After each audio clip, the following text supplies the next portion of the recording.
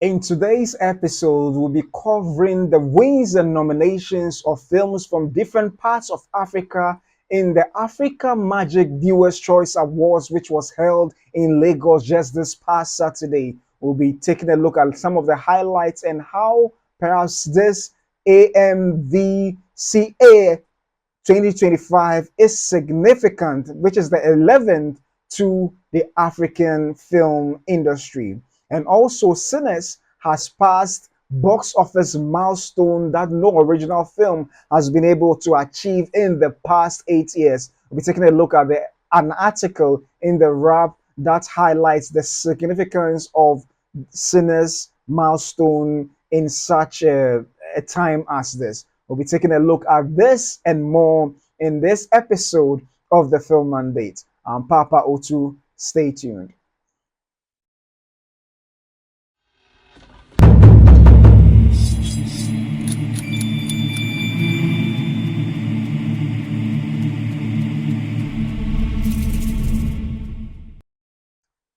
Hello and welcome back to another episode of the Film Mandate. This is the 36th episode, and I thank you all my viewers for joining me for this very particular episode. So today being a Monday, we are beginning with another story that happened, a story that happened over the weekend, and that is the African movie, African Magic Viewers Choice Award, which was held just this past weekend. That is this Saturday, and it's quite an exciting event that brought filmmakers from all across Africa to see whether their film will win or not. But whatever be the case, whether someone won or not, it's still a total win for Africa. So I like to read a little bit of an article that was published on the Africa Magic or the DSTV website, to be specific, with regards to the event. So let me read quickly, and then we'll take a look briefly at the films that were nominated and the wins and in the different categories that was presented at the event. So I read briefly that this year's winners underscored the continent's diverse storytelling, talent, cultural richness, and continued creative evolution. Freedom Way claimed the coveted Best Movie award, while Seven Doors emerged as a major highlight of the night. The film earned Femi Adebayo and Chioma Chukwuka the awards for Best Actor and Best Actress, respectively. It also won Best Original Score, composed by Tolu Obanro, marking the debut of the category at this year's awards. Lisabi, the uprising made a strong impact in the technical categories. It took home the awards for Best Indigenous Language Film, West Africa, Best Makeup credited to Hakim Oni Logbo, Best Art Direction, and the overall Best Indigenous Language Film. Leo Pearman won Best Cinematographer for The Legend of the Vagabond Queen of Lagos, while Tongai Furusa was awarded Best Editing for Inkabi. So yeah, there's a lot more. I think based on this, we'll just delve straight into the nominees so that we take a look at the entire movies that were nominated. And yeah, so let me see. So yeah, on your screen you can see the various films that was nominated. Unfortunately, it's not so clear, but just for you to have a look at it, maybe we'll have to go back and read the article. But these are some of the films that were nominated for Best Digital Content Creator, and I think it's quite interesting that they've roped in those who are in the digital content uh, creation of videos to, yeah, which is quite exciting. You also have Best Director, Best Art Director. Yeah, so these are the films that occupy that category. Six films that were nominated for that category. You also have Best Indigenous Language. I think these covers just South African films, Yeah. So, and then we go to the Best Lead Actress, and these are the films they starred in. The films they starred in Yeah, so this award seems to cover all the range of, or most of the technical aspects of the film production or the film industry, and it is indeed good that members of different uh, departments are being recognized for their efforts. So yeah, it is indeed a very encouraging scheme that they have here. So best supporting actress came from seven films, and yeah, as you can see, the titles from Aburo, Skeleton Coast, Suspicion. Yeah, so it is indeed an award that is covering majority of categories, particularly as found in the space that we have in Africa. So this is an unscripted show, and it is indeed so. It's an event that covers not just the movies but also the television industry as well. So it is indeed very encouraging to support filmmakers and TV content creators all across Africa. And we have Best Series Unscripted, and these are the categories, the films that were nominated in that category as well. In that category as well.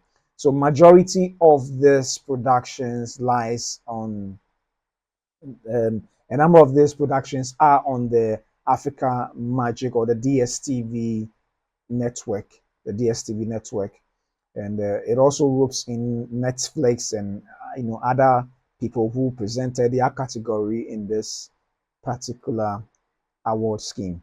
So there's also the category for directors, which came from six nominated films.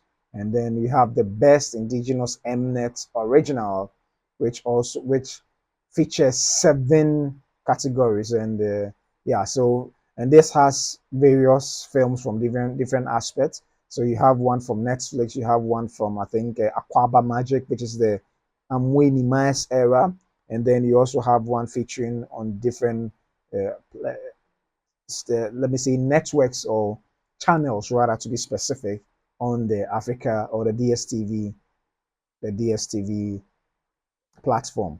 Yeah, so you also have the best lead actor, which comes from eight categories. Eight categories. I don't know why some are more than the others, but I'm sure there is a very good reason for that. And also for the best writing movie, you have seven films, seven films. Best writing TV series also comes with seven films. Yeah, and in there you also have Netflix, and then yeah, other movies from different platforms as well. There's also the category for costume designing, and then that's five films featured in that part, and also best indigenous language East Africa, featuring five films as well. Yeah, so it is indeed, it covers a number of aspects of the film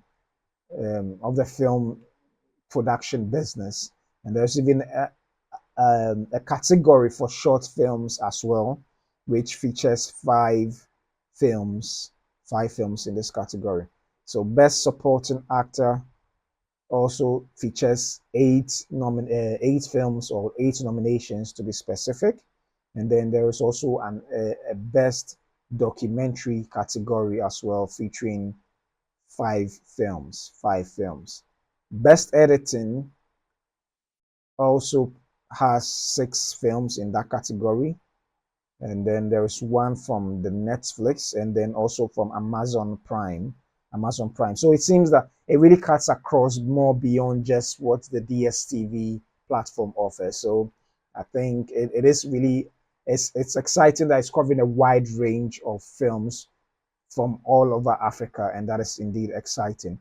So we also have Best Indigenous Language from West Africa, which features two Netflix films, and then actually three Netflix films, and other two films from a different platforms altogether. And Best Score and Music, which was, I think this is the first that has been introduced in this particular award, and it features six films. Six films, yeah. So it is indeed. Let's see the best movie. Yeah, and the best movie roped in a lot more, which I think it's exciting to give more people the opportunity. And it features eight films in this category. And yeah, so where we have, I think, two Netflix films and then one Amazon Prime films, and then other films as well from different aspects or places as well. So it is indeed exciting. Let's see if we can return briefly to some of the wins. Yeah, so pardon me. Let me just take a little bit more of the let's go through a little bit more of the wins of the night. So in the performance categories, you have Gabriel Afolayan was named Best Supporting Actor for his role in Inside Life, which also won Best Scripted Series, credited to Clarence Peter. Mercy Aigbe received the Best Supporting Actress award for The Farmer's Bride. The growing influence of digital and short form storytelling was also recognized. Iyo Prosper Adokiye won Best Digital Content Creator, while Bukasi secured the award for Best Short Film. In the unscripted category, Nigeria Idol won Best Unscripted Mnet Original, while Wa Milele took home the award for Best Unscripted Series. Kayode Kayode Kasum was honored with the Trailblazer Award for his emerging impact in the industry, while Nollywood veterans Ikem Owo and Sani Mwazu received Industry Merit Awards in recognition of their outstanding contributions to African cinema. Other major wins included The Man Died by Awam Ankpa for Best Director, Suspicion for Best Sound Design, Christmas in Lagos by Ademola Adeyemi for Best Costume Design, Freedom Way for Best Writing in a Movie, and Untying Kantai by Abel Mutwa Mushioka for Best Writing in a TV Series. In regional recognition, Imwizu Kanji was named Best Indigenous Language Film South Africa. Pardon me if I'm not getting the pronunciation right.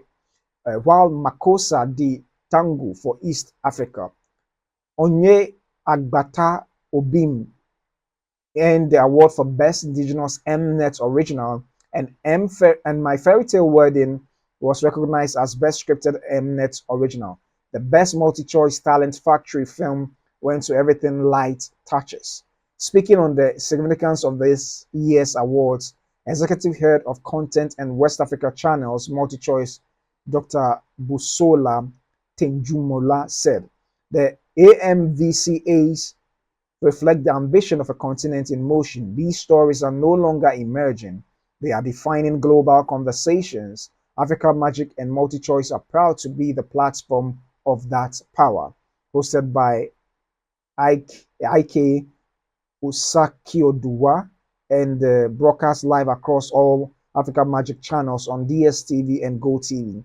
The AMVCAs once again highlighted the growing impact of African storytelling across film, television, and digital platforms. So yeah, it is indeed exciting to have this 11th AMVCAs award, and I like the fact that they have roped in not just films that may dominate because of just quality, but also considered the regional aspects of Africa. So the eastern, western, southern, and then I'm sure with time they're going to expand to the North African region, rope in the North African region as well. But it is indeed encouraging to acknowledge the works not just of the traditional film and television personnels, let me put it that way, personnels, but also acknowledging the fact that digital media has come to stay and there's a lot of content being created on a digital platform, and it's indeed encouraging to have an awards, a movie award, sort of. Would I say a movie like this Viewers Choice Award that is very huge on the continent to acknowledge those in the digital space as well. Because on the digital space, there are a lot of movies that are just straight onto those platforms that doesn't go through maybe the cinemas or even the Mnet platform or some of the streaming platforms that we know as Netflix and Amazon. So it is indeed, I feel it's a step in the right direction to also acknowledge those in that digital space who perhaps may not be able to afford to do a production on for cinema or for the streaming platform with with the necessary quality or requirements or technical requirements that will be expected of them, and they perhaps just use a phone to cover those or create those content. So indeed, it is encouraging that they've done this to help also acknowledge those in that space. And also, I like the idea of introducing best score and best music because Africa is indeed a continent of music, if I should put it that way. We love music a lot, and I'm glad that finally it's a category that is acknowledging the people in that category, because every movie you can't do movie without a score or music, and it is indeed exciting that this category has been created for this award. So yeah, there's they've been doing a good job, and indeed I would encourage them to keep doing it more and more.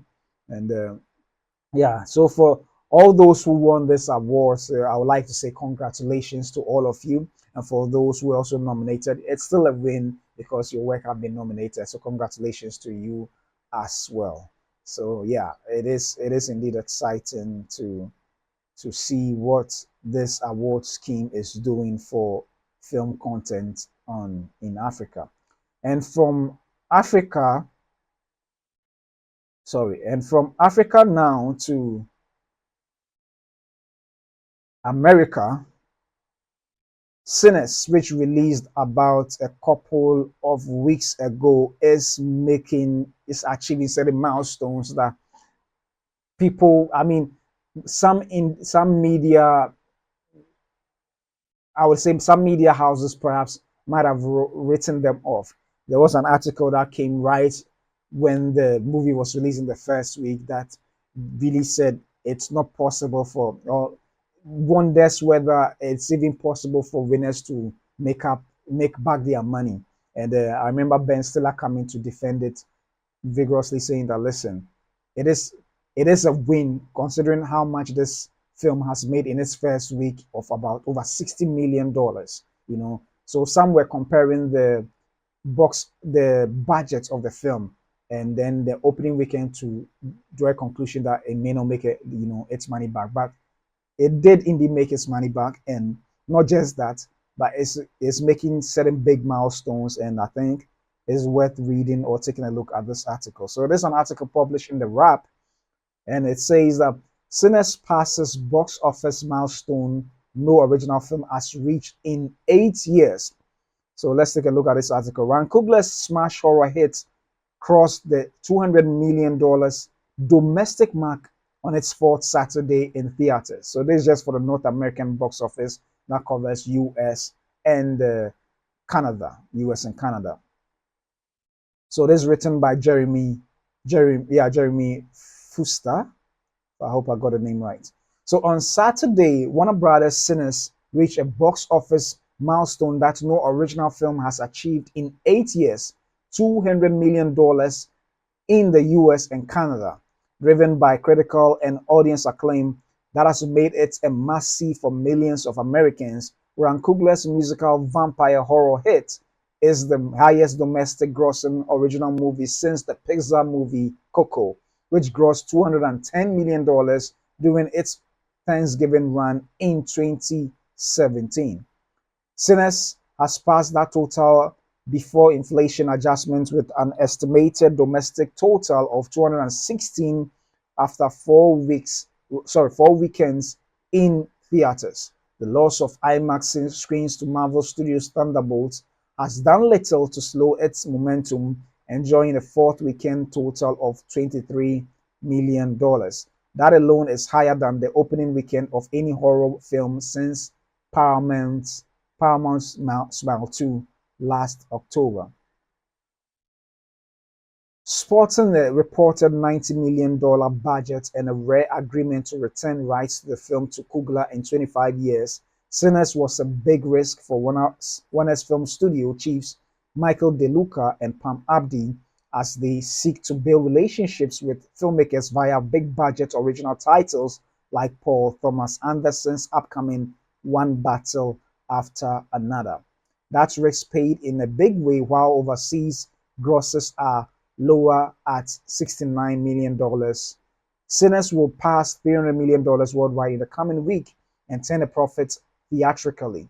It is also setting itself up for plenty of post theatrical revenue with this early Oscar buzz that should play into strong interest in premium on demand and Blu ray sales and could potentially boost streaming subscriptions upon its release on Max. As for the rest of its box office return, Sinners is on pace to gross at least $275 million domestic. That would be enough to make it the highest grossing live action original film before inflation adjustments since Alfonso Cuarón's Gravity in 2013.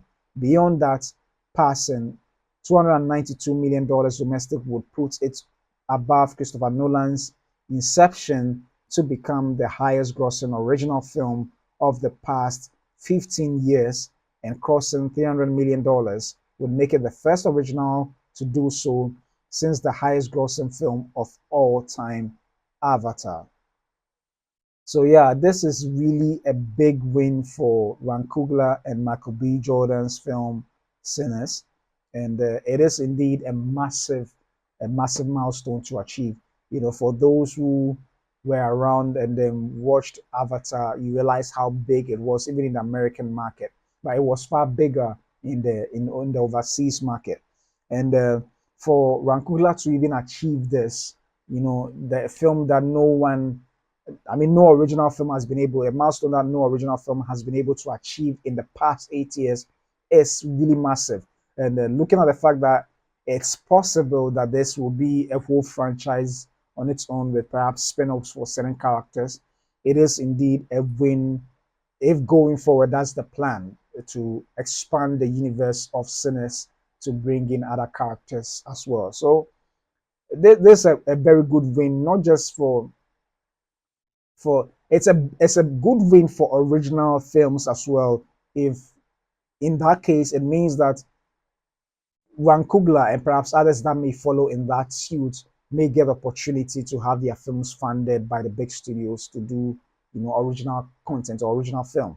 And also on the other hand, it will also open opportunities for a lot of black films to receive such you know treatment on a larger scale as Sinners has done.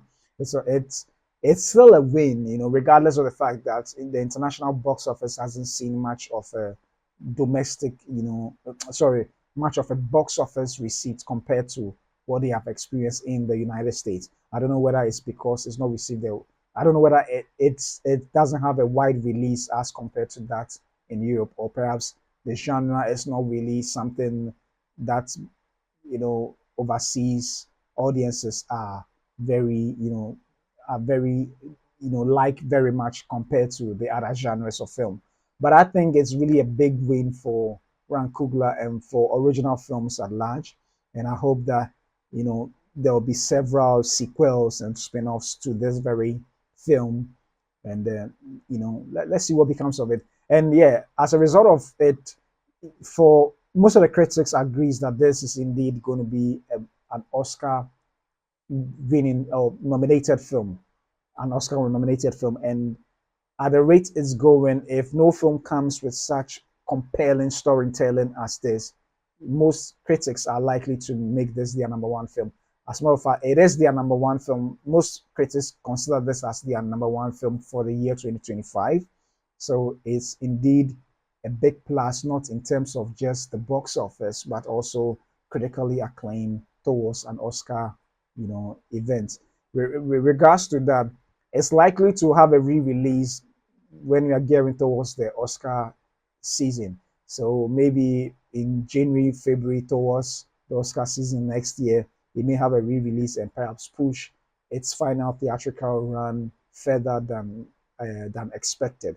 Maybe they may re-release it in cinemas again, considering what Star Wars was able to do by its re-releasing to the cinemas. It ended up raking in about, if I'm not mistaken, 30 million or 40 million dollars. So I don't know whether Sinners may do same when it's re-released, hopefully next year. But regardless, it is still going to do some box office in its re-release should it happen. Yeah, should it happen. So congratulations to Ryan Coogler and Michael B. Jordan and all the team and cast and crew of Sinners for achieving these feats. It's indeed a good day for original films, and yeah, I'm excited about that as well. So yeah, this being the weekend, sorry, being Monday, we'll be taking a look at the box office of films that has come or that showed over the weekend. So from the box office achievement of Sinners, we now take a look at the monies or the box office returns of films that were released over the weekend or that showed in cinemas over the weekend. So we are taking a look at the top 10 films and the monies they've made over the weekend. So that is so when this is the domestic box office that is of North America with regards to films that have received such a wide release. And then at number one is Thunderbolts. Number one is Thunderbolts, and it grossed 33.1 million, dropping from dropping to sorry, dropping a percentage of 55.5%. And we should keep in mind it was number one last week and it still has retained its number one position this week.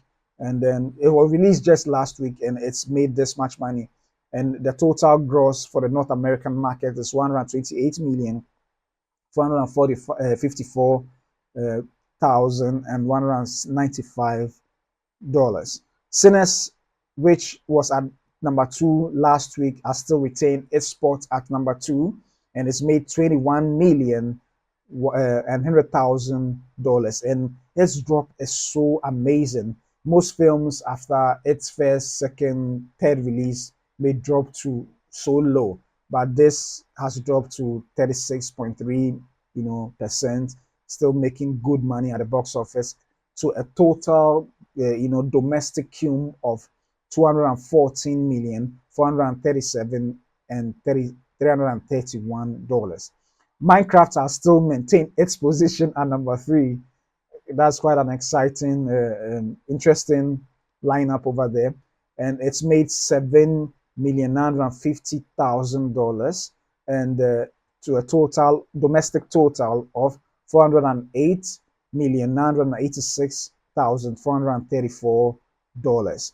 Number four, and also at number four last week, is The Accountant 2, which made $6,096,020, and the total domestic cum is 50,896,775. So releasing this week or in its first weekend, Clown in the Cornfield made $3,650,000, and that's the first week. Shadow Force also being its first week released, made $2,015,000. Fight or Flight also made $2,001,252. Also, Until Dawn, which was at number five last week, is now at number eight and made $2,421 to a total domestic cum of 18,002,000. The Amateur, which was at number six and now at number nine, made 1.1 million to a total domestic cum of $38,950,469. And at number 10, dropping from number 7, is The King of Kings, which made $680,656 to a total domestic cum of 59,074,802, and this by Angel Studios. Angel Studios, yeah. So there's the top 10 domestic of the films that released that was in cinema last week.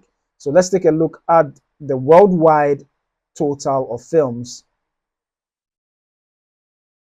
And yeah, so the 2025 box office for this week, the total, you have Neza 2 still at number 1 with a total of 1.898 664, so 1,898,664,641 worldwide domestic worldwide cum. Also at number 2 is a Minecraft movie which has made a total of 909,586 and 434. So it's likely to cross a billion at this rate if it keeps making good money. So yeah, and then Captain America Brave New World has made a total of $415,070,966. Sinners is at number 4 with a total of $283,337,331. Thunderbolts also has made a total of $272,154,195. Sorry, I thought I had this on screen. Pardon me. Pardon me. I thought I had it on screen. So let me just continue from there. So we have Snow White, which has made a total of 202,834. Sorry, $202,834,314. And also Dogman has made a total of $144,205,355. At number 8, we have Bridget Jones, which has made which has made a total of $134,865,435. And at number 9, we have Mickey 17 with $131,847,147. And at number 10, we have 98,615,164. And this is the Jason Statham, David Ayers, film. Yeah. So this is the total worldwide box office. Worldwide box office. Yeah. Worldwide box office. So yeah, it is indeed interesting how if you watch at a domestic, global box, sorry, the domestic office, you had Sinners, Thunderbolts, and Captain America. Sorry, Sinners, Thunderbolts, and Minecraft all maintaining their positions, and they are still here at number 10. Number 10. Yeah. So yeah, this is indeed a good win for Sinners, which is making good money, and yeah, it looks like it may have much longer legs than before. The projected total box office cum, it's something around $375 million, but I think it's likely to cross even $400 million. But regardless, it's still a good win for Warner Brothers and Ryan Coogler and Michael B. Jordan. So it's indeed exciting to see the numbers being made on the box office, front. With hope that soon enough Africa may join in the fray, But it is indeed exciting, yeah. So thanks once again for joining me for this very episode. This wraps up my stories for the day, and I'll be coming your way once again tomorrow with another episode of the Film Mandate. I'm Papa O2, and I'll see you soon.